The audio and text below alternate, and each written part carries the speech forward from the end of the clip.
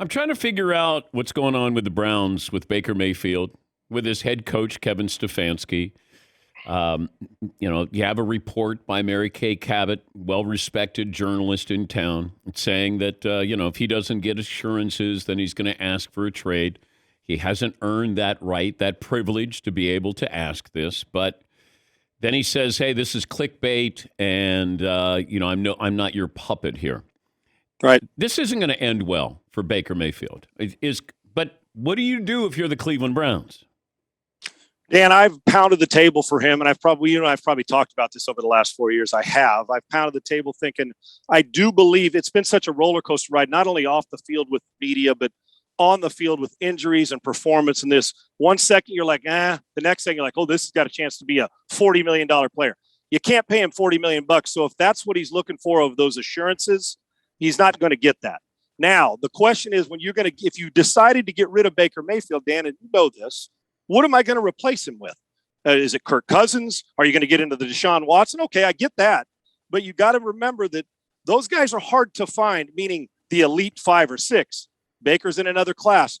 And then the irony of this is he tried to go out and play the tough guy role, and I get it, because we're always saying, we got to have you play. Hurt and injured are two different things. I need you on the field. So you try to fight through it, and in trying to fight through it, he not only cost himself, but probably cost his team.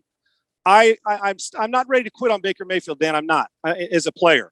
I'd like to see him healthy and full go, but I agree with you. It hasn't ended well in Cleveland much of the time since Bernie Kosar and that group left. It's been a while. Yeah. Great fans. I'm not going to quit on him, but I will tell you, more than any time they have in the last 4 years, they are going to evaluate this position.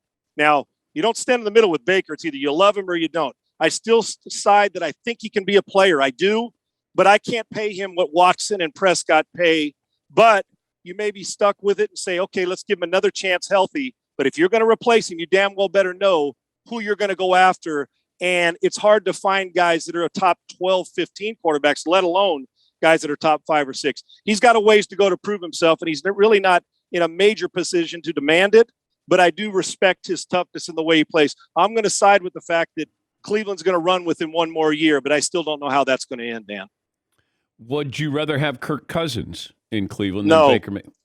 No, I mean, Cousins is a numbers guy. I've always said that, and I respect him, but Cousins is the guy and he played better this year. He did. I mean, he's always put up numbers. But Danny's only got me to January. I always say Baker can get me to January. Most of the time, I think so can Cousins. Can they be the guy who says, for a month, well, I'm going to load you up on my back, and there's a handful of those guys and get you to February? And I think Cousins, he'll go in there and throw for 4,000 yards and 30 touchdowns. But at the end of the day, you sometimes feel like he's like Xbox. You want to throw your controller against the wall. That guy, can you elevate when the guys around you, an offensive line in Minnesota, struggled? Can you do this in Cleveland? To me, it's a lateral move. And it's a lateral move, Mayfield for Cousins. Cousins is a more smooth thrower. Baker's a little more rigid. The tough guy, Baker Mayfield. I don't think you're actually growing your team. But if you're Kevin Stefanski, who knows Kirk Cousins, you may think you got it better. Yeah. I don't think the Cleveland Browns become a Super Bowl team anymore now with Baker Mayfield than they are with Kirk Cousins. This is a team I feel like is ripe for the taking. If the right quarterback in there. Now, I don't know about Kevin Stefanski. I don't know about his play calling. I don't know about that. I'm gonna base this off what the Mannings said when they did the game on Monday night.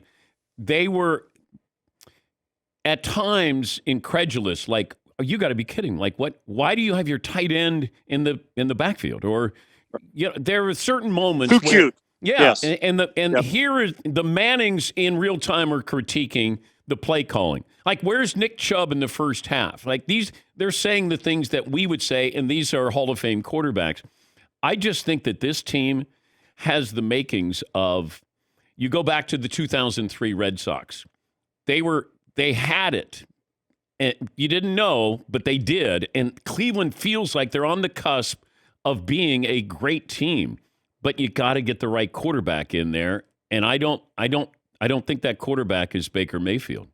Yeah, Dan, I want to believe. I'll be the first to stand up and admit if I'm wrong. And like I said, I don't think there's a difference, Dan, and between a guy and that guy. I think your feelings and a lot of people's are that Baker Mayfield's a guy. and you're looking for that guy. And it may be Deshaun Watson. It may be Russ Wilson. What if it's Aaron Rodgers? I don't know who that is, Dan. Those are so hard to find, but you're right. I look at the backfield. I look at with Jarvis Landry's right, the tight end core. I look at they've got Myles Garrett. They've got a great player at a lot of positions. And I talked to Troy Aikman about 3 days ago, and we're talking about building teams. But this is no secret. But when Troy says it or the Mannings say it, Dan, we're no longer in a time where the 2000 Ravens or the 85 Bears defense exists. We got good defenses.